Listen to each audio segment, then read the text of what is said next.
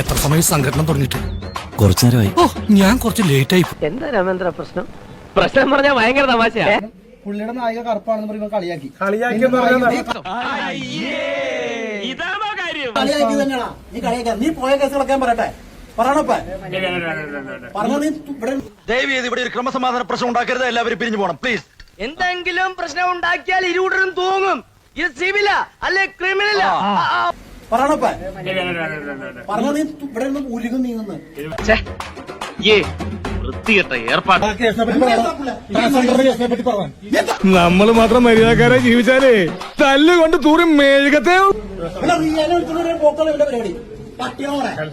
നിനക്ക് എന്നെ ഇഷ്ടമാണോ ഇതൊക്കെ പറഞ്ഞപ്പോ അവൻ എന്നോട് എനിക്കും ഇഷ്ടമാണ്, കല്യാണം കഴിക്കാൻ തയ്യാറുമാണ്. ഇഷ്ടമാണെന്നുള്ള രീതിയിലുള്ള ഒരു മറുപടിയാണ് എനിക്ക് തന്നത്.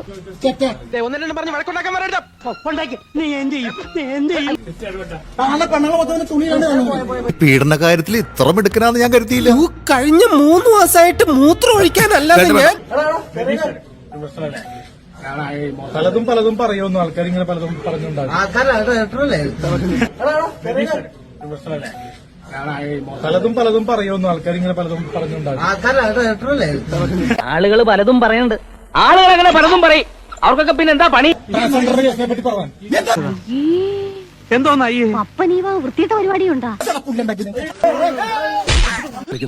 ചെവിയും കെട്ടൂടാ, കണ്ണും കണ്ടൂടാ. ശിവനെ, ഇത് യാത് ജില്ല?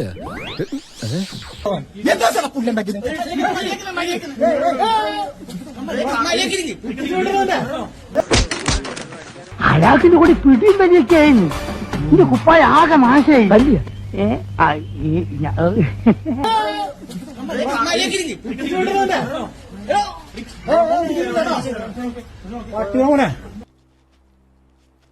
എന്റെ ഡാഡി പറഞ്ഞാലുണ്ടല്ലോ ഒറ്റടത്തിനെ പറഞ്ഞു വിടില്ലട്ടാ.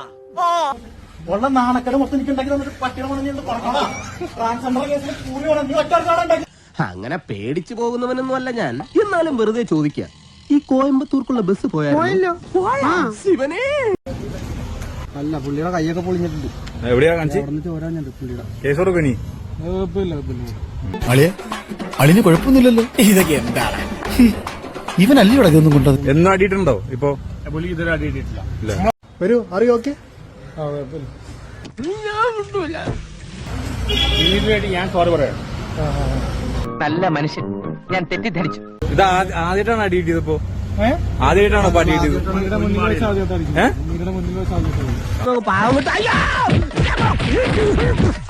നല്ല ബെസ്റ്റ് അടിയായിരുന്നല്ലേ. അപ്പൊ ഓൾ ദ ബെസ്റ്റ്.